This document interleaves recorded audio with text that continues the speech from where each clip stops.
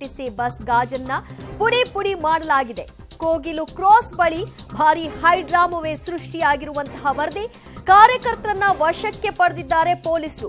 ಎಲ್ಲೆಲ್ಲಿ ಕನ್ನಡ ವಿಚಾರವಾಗಿ, ಕನ್ನಡ ನಾಮಫಲಕ ವಿಚಾರವಾಗಿ ಪ್ರತಿಭಟನೆಗಳಾಗ್ತಾ ಇದೆಯೋ ಅಲ್ಲೆಲ್ಲ ಪೊಲೀಸರು ಕಂಟ್ರೋಲ್ಗೆ ತೆಗೆದುಕೊಳ್ಳುವಂತಹ ಕೆಲಸವನ್ನ ಮಾಡ್ತಾ ಇದ್ದಾರೆ. ಅದರ ಪರಿಣಾಮವಾಗಿ ಕೋಗಿಲು ಕ್ರಾಸ್ ಬಳಿ ಬಿಎಂಟಿಸಿ ಬಸ್ ಬರ್ತಿದ್ದ ಹಾಗೆ ಬಸ್ನ ಗಾಜನ್ನ ಪುಡಿ ಪುಡಿ ಮಾಡಿ ತಮ್ಮ ಆಕ್ರೋಶವನ್ನ ಕಾರ್ಯಕರ್ತರು ಹೊರಗೆ ಹಾಕಿದ್ದಾರೆ. ಆ ದೃಶ್ಯವನ್ನ ಒಂದು ಭಾಗದಲ್ಲಿ ನೋಡ್ತಾ ಇದ್ರಿ. ಈ ಸಂದರ್ಭದಲ್ಲಿ ಪೊಲೀಸರು ಅವರನ್ನೆಲ್ಲರನ್ನು ಕೂಡ ವಶಕ್ಕೆ ಪಡೆಯೋದಕ್ಕೆ ಮುಂದಾಗ್ತಾ ಇದ್ದಾರೆ. ಏರ್ಪೋರ್ಟ್ ರೋಡ್ನಲ್ಲಿ ಕರವೇ ಪ್ರತಿಭಟನೆ ತೀವ್ರಗೊಂಡಿರುವಂತಹದ್ದು. ಏರ್ಪೋರ್ಟ್ ರೋಡ್ನಲ್ಲಿ ಭಾರಿ ಟ್ರಾಫಿಕ್ ಜಾಮ್ ಸಹ ಉಂಟಾಗಿದೆ. ಸಹಜವಾಗಿ ಅಲ್ಲಿ ವಾಹನಗಳ ಒಂದು ಓಡಾಟಕ್ಕೆ ಅಡ್ಡಿ ಆಗ್ತಾ ಇದೆ. ಏರ್ಪೋರ್ಟ್ ರೋಡ್ ಬಂದ್ ಮಾಡಿದ್ದಾರೆ ಹೋರಾಟಗಾರರು.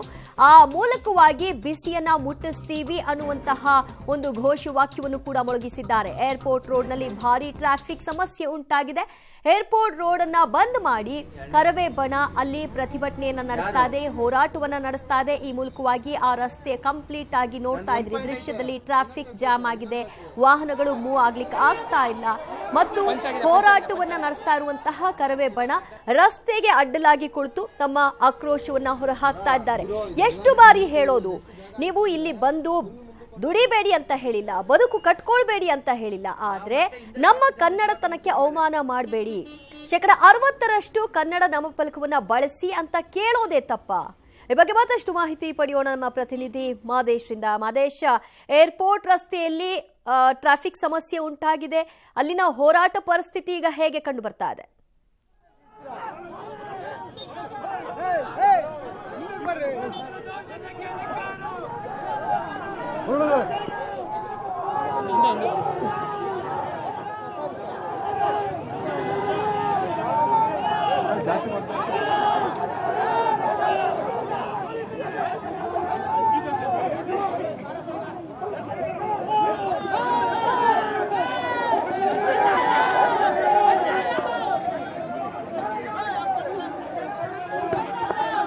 ಹಲೋ ಹಲೋ, ಏನ್ ಮಗ? Okay okay okay okay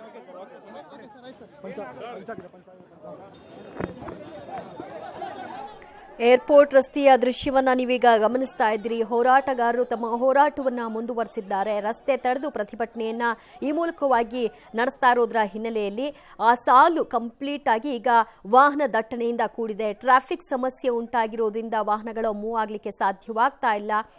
traffic ಸಮಸ್ಯೆಯಲ್ಲಿ ಅವರು ಇದ್ರೆ ನಾವೆಷ್ಟು ಸರಿ ಪದೇ ಪದೇ ಮನವಿಯನ್ನ ಮಾಡೋದು?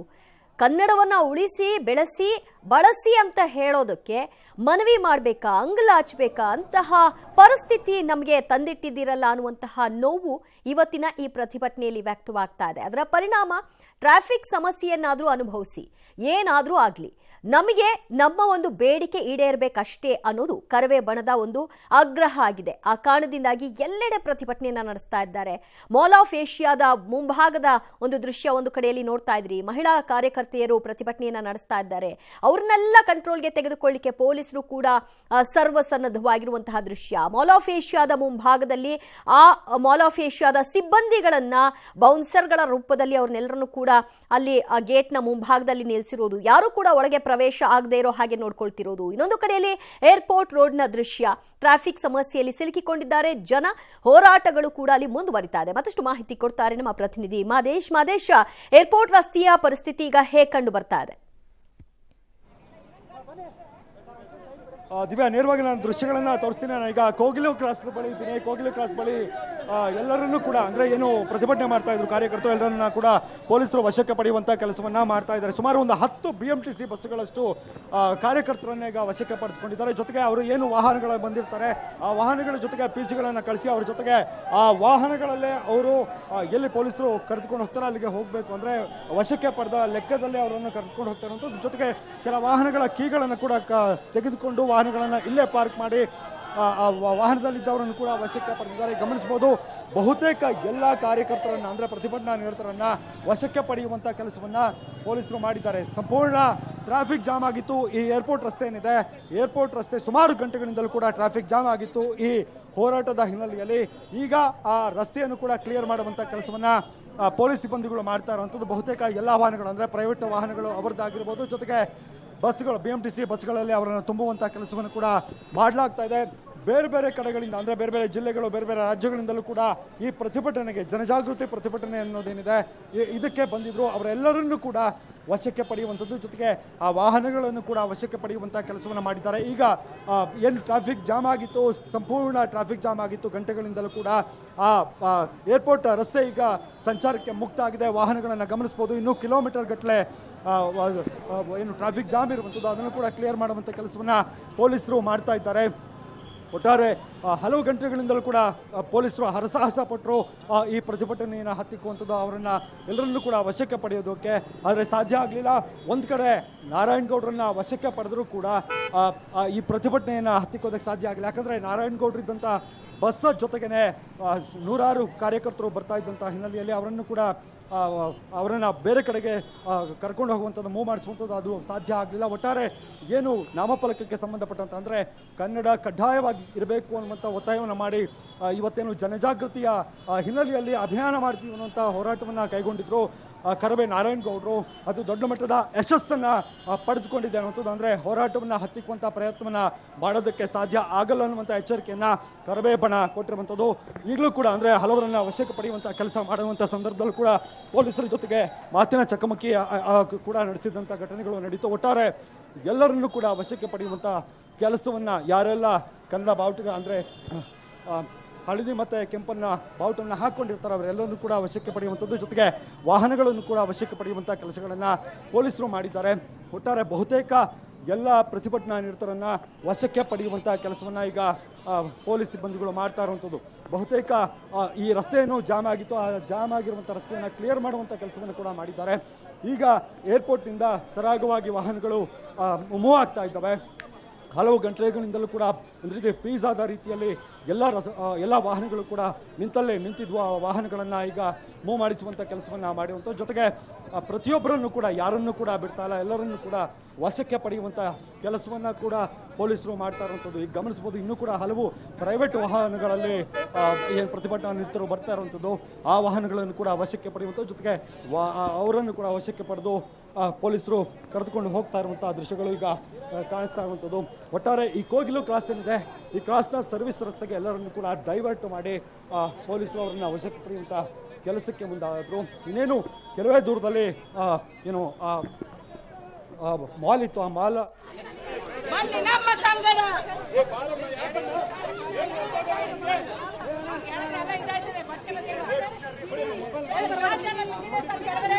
ರಾಜೆಲ್ಲ ಇದೆ ಸರ್, ಎಳಿಬೇಡಿ. ಗಾಜಿದೆ ನೋಡಿ.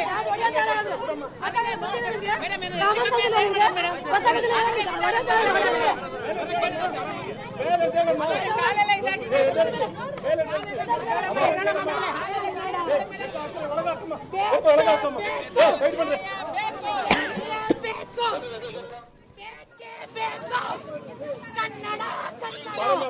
ಕನ್ನಡ ಕನ್ನಡ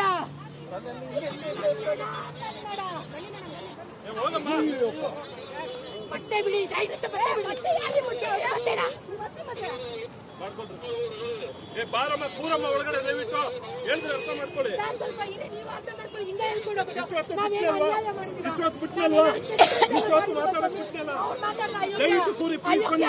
ಒಳಗಡೆ ಕೂರಿ ಕನ್ನಡ ಹಾಕ್ಬೇಕು ಅಂತ ನನ್ನ ತಾಯಿ ಪರವಾಗಿ ಯಾರು ಸ್ವಾಮಿ ಮಾತಾಡ್ತಾರೆ? ಮಾತಾಡಿದ್ವಿ, ಬನ್ನಿ ಇಲ್ಲೇನದಕ್ಕೆ ಕಲ್ಲಿಗೇರಿಸಿ ನನ್ನನ್ನು ಇಲ್ಲೇ ನೀವು ಶೂಟ್ ಔಟ್ ಮಾಡಿ. ನನ್ನ ತಾಯಿನ ಬಿಟ್ಕೊಡಲ್ಲ. ಕನ್ನಡ ಕನ್ನಡ ಬ್ಯಾಕ್ ಸೈಡ್ ಇಂದ ತಗೋ. ಮುಂದೆ ಕೂತ್ಕೊತೀನಿ.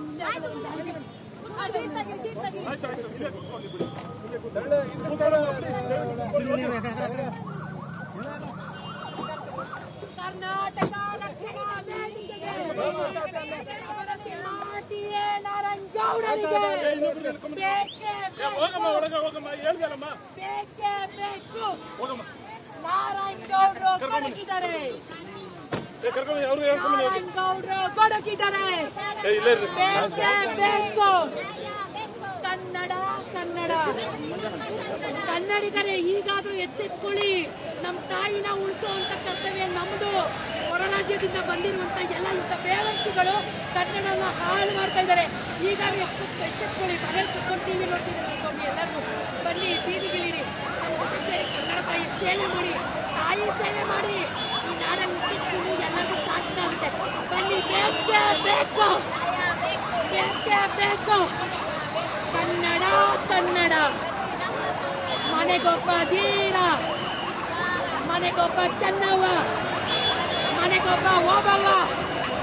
ಕನ್ನಡ ಕನ್ನಡ, ಕರ್ನಾಟಕದಲ್ಲಿ ಕನ್ನಡಿಗನೇ, ಕರ್ನಾಟಕದಲ್ಲಿ ಕನ್ನಡಿಗನೇ.